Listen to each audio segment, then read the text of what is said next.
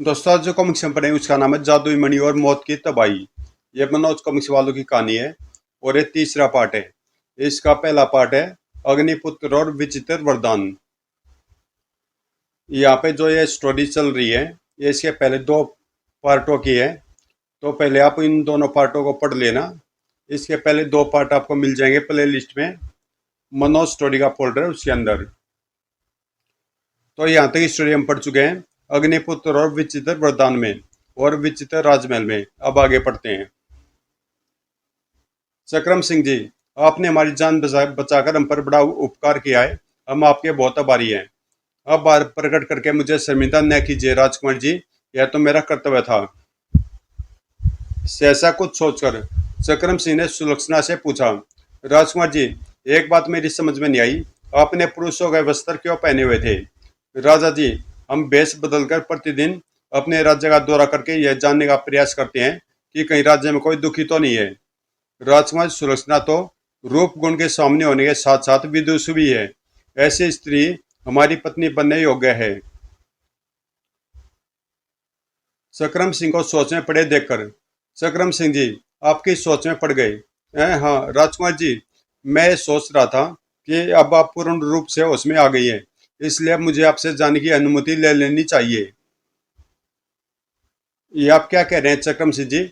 इस समय आप हमारे राज्य में हैं और हमारे अतिथि है। आपको हमारे साथ साथ राजमहल चलकर हमारा आतिथ्य स्वीकार करना होगा। आपके ऐसा करने से मैं प्रसन्नता होगी। अगर आपकी ऐसी इच्छा है तो मैं आपकी बात टालूंगा नहीं राजकुमार जी। मुझे भी आपका आतिथ्य स्वीकार करके प्रसन्नता होगी। राजा चक्रम सिंह सुलक्षणा के साथ राजमहल में पहुंचे।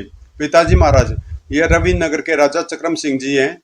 इनके कारण ही आज मेरी जान की रक्षा हो सकी है। क्या अगर सुलक्षणा ने सारी बात राजा सुरजन सिंह को बताई। सारी बात जानने के पश्चात राजा चक्रम सिंह जी, आपने हमारी बेटी की जान बचाई, इसके लिए हम आपके आभारी हैं। महाराज, जान बचाने वाला मैं कौन हूँ, यह सब तो प्रभु ही कर पाए। आपके विचार को जानकर मैं प्रसन्नता हुई है राजा चक्रम सिंह जी। हम चाहते हैं कि कुछ दिन हमारे राज्य में रुककर आप हमें सेवा का मौका दे। आपका कथन हमें स्वीकार है महाराज। राजा चक्रम सिंह जी सुरजन सिंह के अनुरोध पर राजमहल में रुक गए। उसी शाम को जब वे राजमहल के राज के उद्यान में घूम रहे थे तो उनकी नजर राजकुमार सुलक्षणा पर पड़ी। अरे, सामने राजकुमार सुलक्षणा बैठी हुई है, मुझे उसके पास चलना चाहिए। सकरम सिंह सुलक्षणा के पास पहुंचे। आइए राजन, बैठिए। सकरम सिंह सुलक्षणा के सामने बैठ गया। तत्पश्चात, राजन, क्या मैं आपसे एक प्रश्न पूछ सकती हूँ? पूछे राजकुमार जी। आप इस प्रकार कहले हमारे राज्य में किस उद्देश्य से आए थे? बहुत सोचने पर भी मुझे इस प्रश्न का उत्तर नहीं सूझाए। क्या आप बताने का कष्ट करेंगे? राजकुमार जी, आप बहुत बोली हैं, कहकर चक्रम सिंह हंस पड़ा। आप तो हंसने लगे राजन, यह तो मेरे प्रश्न का उत्तर नहीं हुआ। तो उत्तर सुनिए राजकुमार जी। मैं आपके इस राज्य में अकेला केवल आपके लिए आया था। मेरे लिए? लेकिन क्यों? राजकुमार जी, मैंने बहुत लोगों से आपके रूप गुण और बुद्धि की प्रशंसा सुनी थी। मैंने सोचा जो स्त्री इतने गुणों से संपन्न हो उसके दर्शन अवश्य करने चाहिए। राजन, कहीं आप मेरा मजाक तो नहीं उड़ा रहे हैं? नहीं, ऐसी बात नहीं राजकुमार जी। आप वास्तव में रूप गुण और बुद्धिमानी का अनुपम संगम है। अब मैं आपसे एक प्रश्न पूछने जा रहा हूँ, कृपया सोच समझकर मेरे प्रश्न का उत्तर देना। सकरम सिंह की बात सुनकर सुलक्षणा उत्सुकता से उसकी ओर देखने लगी। राजकुमारी सुलक्षणा, क्या आप मुझसे विवाह करना पसंद करेंगी? राजन, कहते हुए सुलक्षणा ने लज्जा से नजरें झुका ली। यह देख, सकरम सिंह ने कहा, राजकुमारी, हम तुम्हें अपना मनोहर नगर आने का उद्देश्य स्पष्ट करके बताते हैं। हम मनोहर नगर के राजा सुरजन सिंह से आपका हाथ मांगने के लिए आए हैं। इससे पहले कि इस बारे में आपके पिताजी से बात करें, हम आपकी राय जानना चाहते हैं। क्या सोच रहे सुलक्षणा? सकरम सिंह जैसा वीर पुरुष हम तुमसे विवाह का प्रस्ताव रख रहा है। ऐसा सुदर्शन पति तुझे कहाँ मिलेगा? सकरम सिंह हर प्रकार से योग्य है। लेकिन प्रत्यक्ष से वह बोली, राजन, आप इस बारे में पिताजी महाराज से बात कर सकते हैं। इतना कहकर सुलक्षणा शर्माती हुई वहां से भाग गई। सुलक्षणा का इस प्रकार शर्माकर भाग जाना यही प्रदर्शित करता है कि उसे विवाह का प्रस्ताव स्वीकार है। अब मुझे राजा सुरजन सिंह से बात करनी चाहिए। सकरम सिंह राजउद्यान से सीधा राजा सुरजन सिंह के पास पहुंचा। महाराज, मैं आपकी पुत्री सुलक्षणा से विवाह करना चाहता हूँ। आपने तो मेरे मुंह की बात छीन ली है राजा चक्रम सिंह। हम सब इस विषय में सोच रहे थे। राजा चक्रम सिंह, हम यही चाहते कि जिस प्रकार हमारी पुत्री सुलक्षणा वीर और साहसी है, उसी प्रकार पति भी उसे ऐसा ही मिले। आप हमारी कसौटी पर पूरी तरह उतरते हैं चक्रम सिंह जी। महाराज, मेरी यश गाथा सुनाकर आप मुझे शर्मिंदा न करें। मैं झूठी बात तो नहीं कह रहा चक्रम सिंह जी। राजा वीरराज सिंह को युद्ध भूमि में जिस प्रकार आपने परास्त किया था, यह बात अभी पुरानी नहीं हुई है। पागल शेर को जिस चातुर्य से आपने अपने वश में किया था, उसे कौन नहीं जानता। बस महाराज, बस हमारी ज्यादा प्रशंसा न कीजिए, वरना हम अभिमान से फूल जाएंगे। यह सुनकर सुरजन सिंह हंस पड़े। ठीक है चक्रम सिंह जी, अब हम आपकी प्रशंसा न करके आपके और सुलक्षणा के विवाह का प्रबंध करेंगे, जैसी आपकी आज्ञा महाराज। कक्ष के बाहर छिपकर खड़ी सुलक्षणा का प्रसन्नता के मारे बुरा हाल था। पिताजी, महाराज ने इस विवाह की स्वीकृति देकर मेरे मन की मुराद पूरी कर दी है। उस दिन जब राजा सुरजन सिंह महारानी सौदामिनी के पास पहुंचे, महारानी, हमने सुलक्षणा का विवाह राजा चक्रम सिंह के साथ तय कर दिया है। यह तो आपने अच्छा किया महाराज। राजा चक्रम सिंह सुलक्षणा के लिए योग्य वर रहेंगे। महारानी, हम इसी सप्ताह के अंदर ही सुलक्षणा का विवाह कर देना चाहते हैं। विवाह में इतनी शीघ्रता क्यों महाराज? महारानी, तुम तो जानती हो कि अपने एक माह की देश निकाले की अवधि को पूरा करके युवराज दुर्जन सिंह शीघ्र ही मनोहर नगर वापस लौटने वाला है। हम चाहते हैं कि दुर्जन सिंह के आगमन से पहले ही यह विवाह संपन्न हो जाए। क्यों महाराज? महारानी, दुर्जन सिंह की आदत से हम पूरी तरह परिचित हैं। वह अगर इस विवाह के समय उपस्थित रहा तो कोई न कोई झंझट अवश्य खड़ा करेगा। इसलिए उसके आने से पहले ही यह विवाह हो जाए तो उचित रहेगा। जैसा आप उचित समझे वही कीजिएगा महाराज। दूसरे दिन सुरजन सिंह ने राजपुरोहित को बुलवाया। राजपुरोहित जी, राजकुमार सुलक्षणा और राजा चक्रम सिंह के विवाह का शुभ मुहूर्त निकालिए। हम यह विवाह अति शीघ्र करना चाहते हैं। जी महाराज। राजपुरोहित ने ग्रह नक्षत्रों की गणना करके राजा सुरजन सिंह को बताया। महाराज, आज से चौथा दिन विवाह के लिए शुभ रहेगा। आपने उचित ही मुहूर्त निकाला है राजपुरोहित जी। लेकिन महाराज, इस विवाह के संबंध में मैं आपको एक बात बताना चाहता हूँ। कैसी बात राजपुरोहित जी? महाराज, राजा चक्रम सिंह और सुलक्षणा के नक्षत्रों में एक विचित्र टकराव है, जिसके फलस्वरूप विवाह के 5 वर्ष पश्चात दोनों पर भयंकर विपत्तियां आएंगी। इसलिए आपको मेरा सुझाव है कि यह विवाह न हो तो ही अच्छा है। ओ राजपुरोहित जी, यह तो आपने बड़ी अशुभ बात बताई है, लेकिन यह विवाह तो अब होकर ही रहेगा। हम राजा चक्रम सिंह को वचन दे चुके हैं। सुरजन सिंह परेशान हो उठा।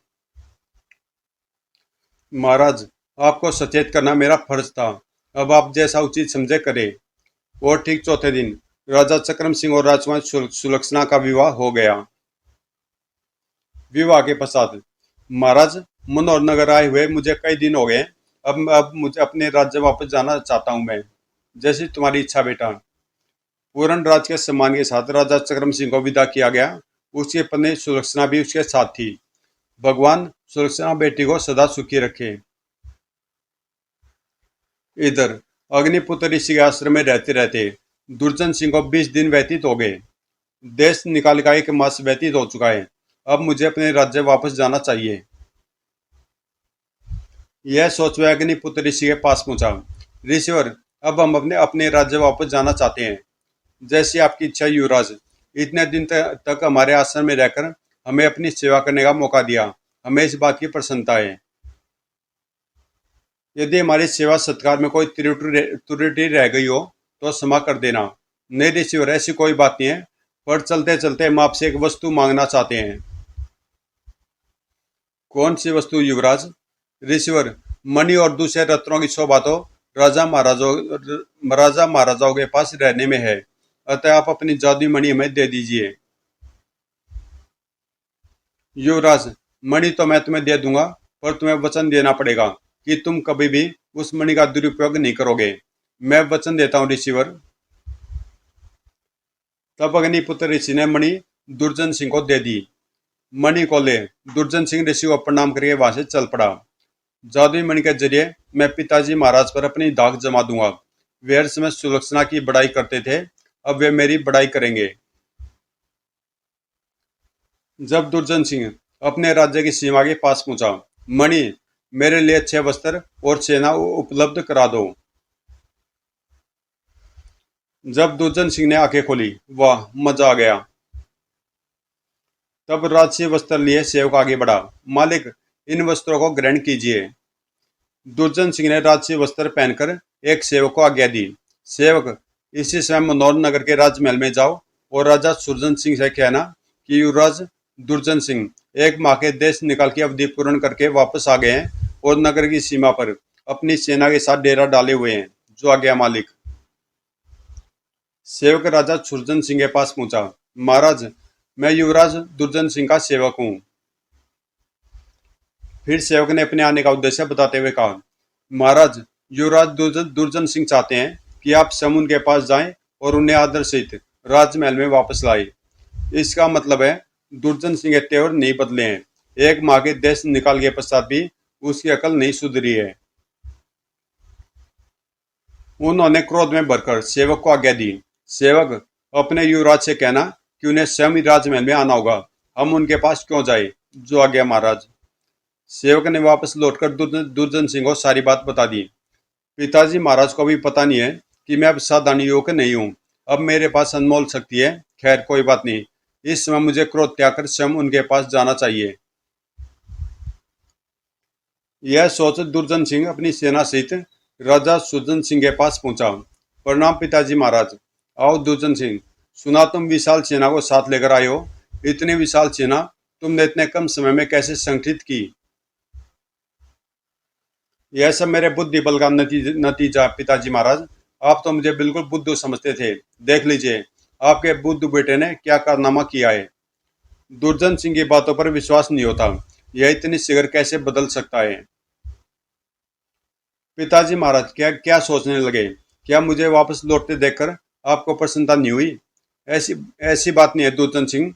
हम समझते हैं अब तुम्हें अपनी गलती का एहसास हो गया होगा। पिताजी महाराज, हमने कोई गलती नहीं की थी। धर्मगुरु ने हमें वैर सी सजा दी थी। हम धर्मगुरु से इस बात का बदला अवश्य लेंगे। कहकर दुर्जन सिंह कक्ष से बाहर निकल गया।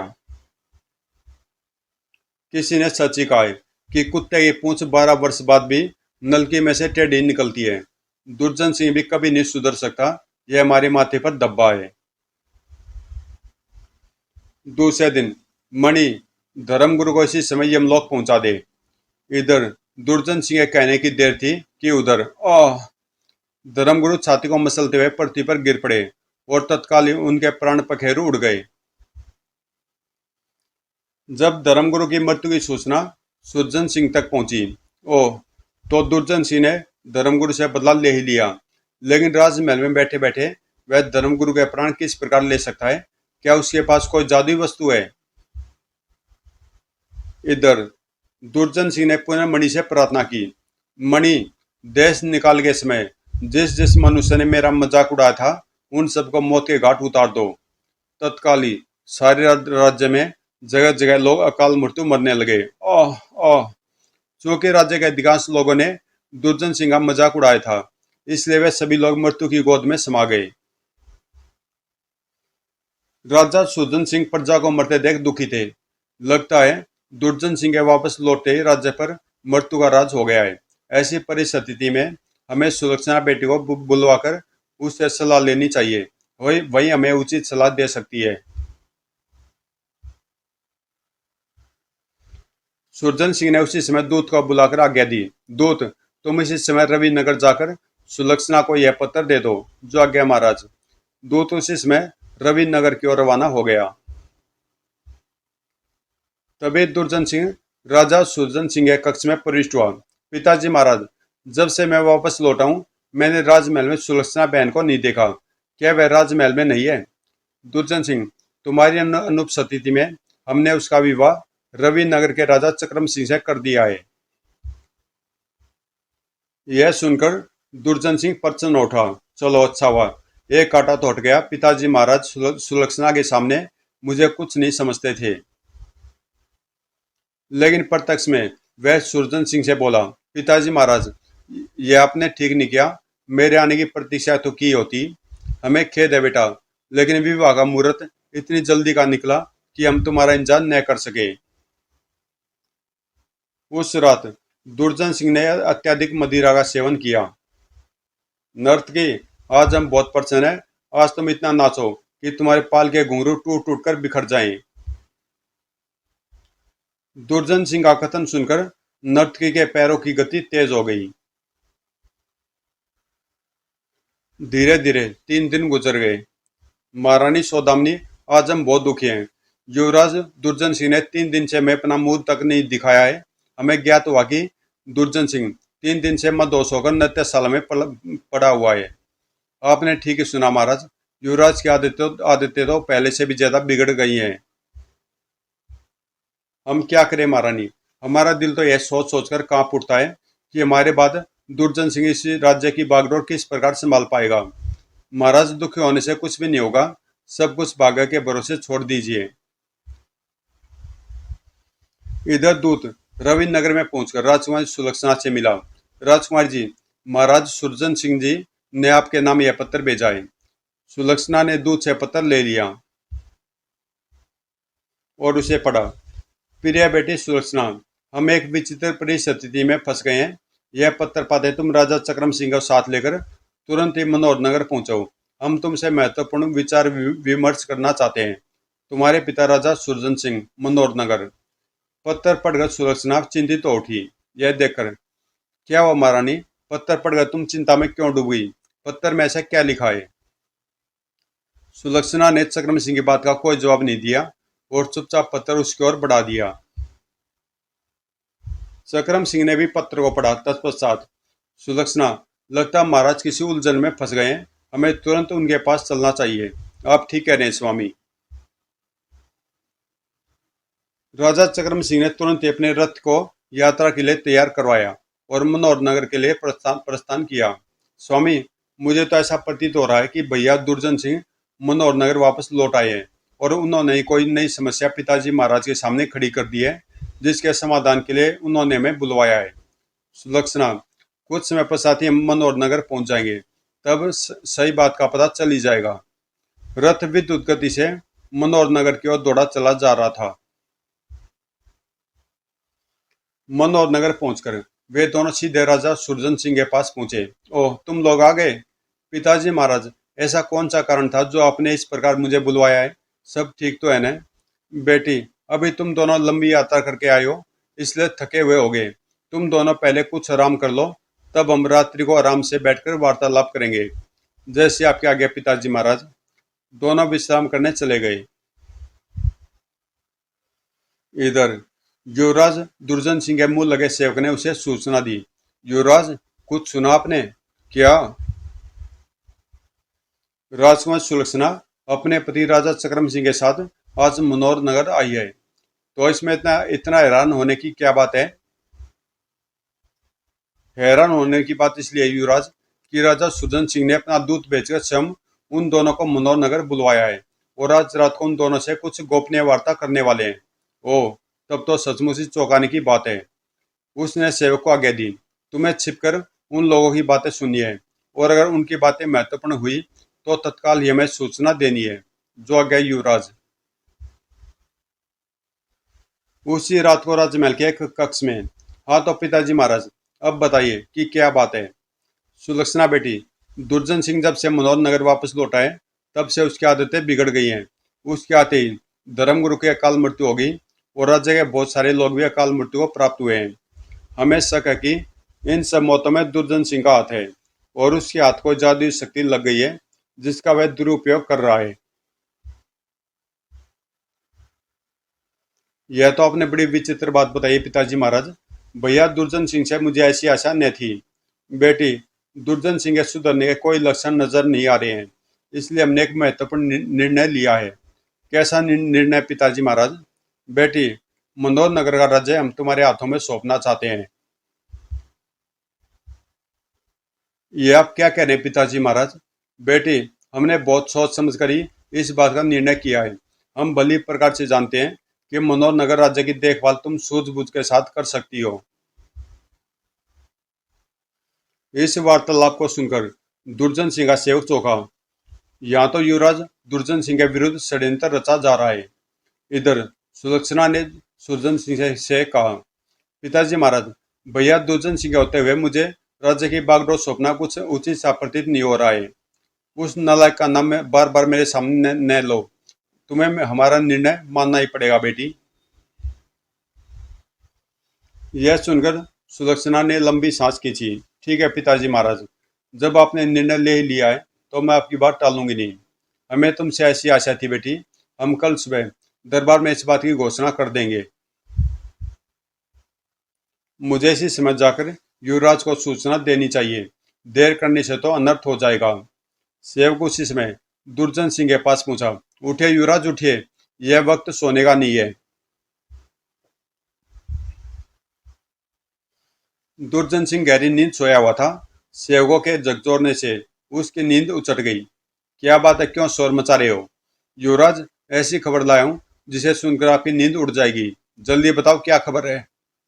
जल्दी बताओ क्या खबर है। तो सुनिए मेरी युवराज, सुरजन सिंह कल राजकुमारी सुलक्षणा को राजपाट सौंपने जा रहे हैं।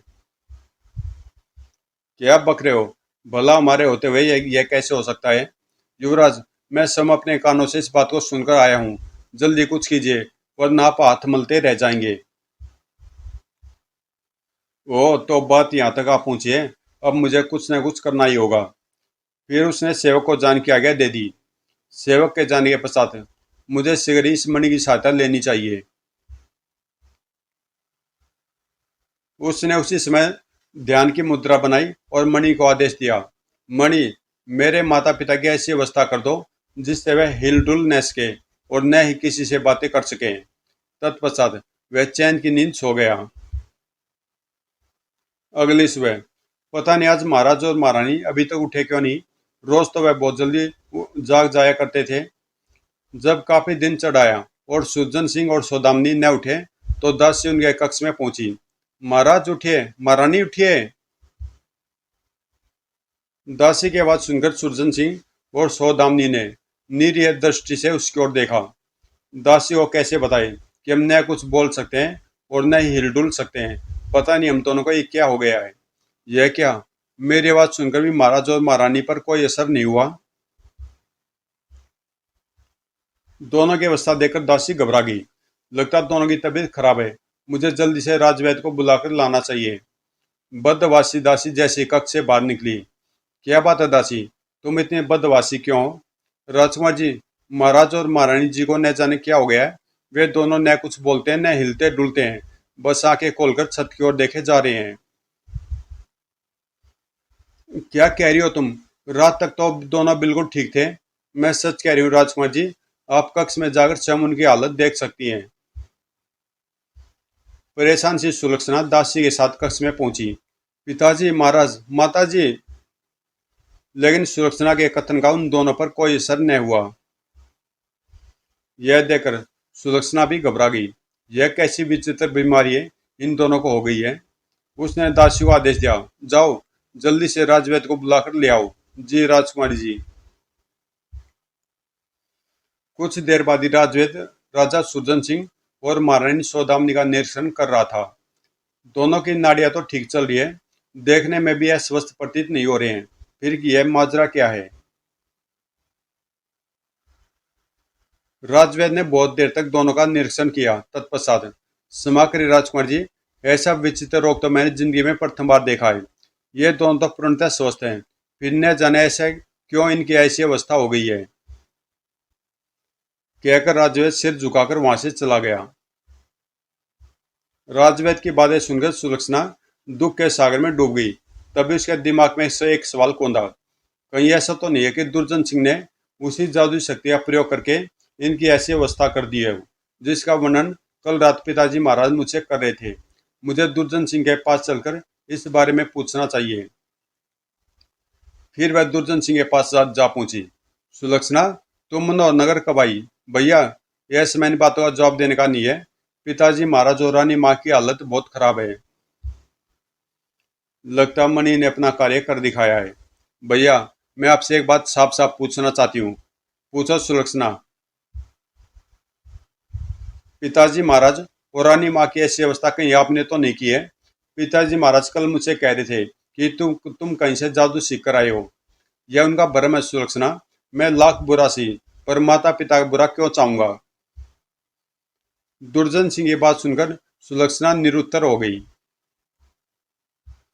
यह देखकर सुलक्षणा, पिताजी महाराज और रानी माँ की बीमारी के बारे में सुनकर मुझे अपार दुख हो रहा है। चलो उनके पास चलते हैं। चलो भैया।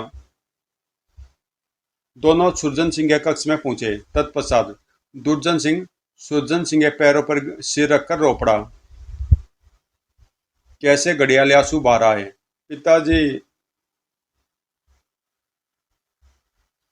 दुर्जन सिंह रोता हुआ सुलक्षणा से बोला, बहन, मैं जान की बाजी लगाकर भी माता पिता को स्वस्थ करके दिखाऊंगा। अभी तो लोगों ने मेरा निकम्मापन ही देखा है, अब मैं दिखा दूंगा कि मैं इतना बुरा नहीं हूँ। काश भैया जो कुछ कह रहे हैं वह सच होता। तब सुलक्षणा राजा चक्रम सिंह के पास पहुंची और उसे सारी बात बताई। ओ, यह तो बहुत बुरा हुआ। आज ही तो महाराज मुझे मनोहर नगर की बागडोर सौंपने की दरबार में घोषणा करने वाले थे। अब तो वे बोल भी नहीं सकते हैं, और उनके बोले बिना अभी यह सब असंभव है। अतः अब उनके न चाहते हुए भी दुर्जन सिंह को राजा बना दिया जाएगा। कहीं ऐसा तो नहीं कि दुर्जन सिंह को कल रात के हमारे वार्तालाप की भनक पड़ गई हो और उसी के परिणाम स्वरूप उसने यह कुचक्कर रचा हो। मुझे भी ऐसा ही लगता है। उधर दुर्जन सिंह बहुत खुश था। अब मुझे कोई भी ताकत मनोहर नगर का राजा बनने से नहीं रोक सकती। देखो तो सही, अब सुलक्षणा के हाथों में इस राज्य की बागडोर कैसे सौंपी जाती है। इस प्रकार 15 दिन बीत गए। राजा सुरजन सिंह और महारानी सौदामिनी की अवस्था पूर्ववत ही बनी रही। यह देखकर मंत्रिमंडल की बैठक हुई। महाराज की अवस्था तो ठीक होती प्रतीत नहीं होती है। राज सिंहासन छूना पड़ा हुआ है। ऐसे कब तक चलेगा? युवराज दुर्जन सिंह को नया राजा बनाने के अलावा अब कोई दूसरा रास्ता नहीं है। न चाहते हुए भी सभी को इस प्रस्ताव का समर्थन करना पड़ा। अतः दूसरे दिन ही दुर्जन सिंह का राज्याभिषेक कर दिया गया। दुर्जन सिंह के राजा बनने से नगरवासियों में भय की लहर दौड़ गई थी। लगता अब मनोहर नगर के दुर्दिन आ गए हैं। पता नहीं राजा बनने के पश्चात दुर्जन सिंह क्या क्या गुल खिलाएगा। अब तो इस राज्य का भगवान ही मालिक है। क्या राजा सुरजन सिंह और महारानी सौदामिनी ठीक हो सके? राजा बनने के पश्चात दुर्जन सिंह ने प्रजा को किस प्रकार तंग किया है? क्या विक्रम अपने सौतेले मामा से बदला ले सका? क्या वह अपने पिता को दुर्जन सिंह की कैद से छुड़ा सका? तो दोस्तों, कॉमिक इसी पे समाप्त होती है और इसका आखिरी पार्ट है अपने खून का प्यासा। और ये कॉमिक्स आपको कल मिल जाएगी 6:30 बजे प्ले लिस्ट में, मनोज स्टोरी का फोल्डर उसके अंदर। तो मिलते हैं इसके आखिरी पार्ट में, अपने खून का पैसा में। दोस्तों, आजकल गर्मी बहुत ज़्यादा हो रखी है, इसलिए पढ़ने में थोड़ी दिक्कत सी होती है।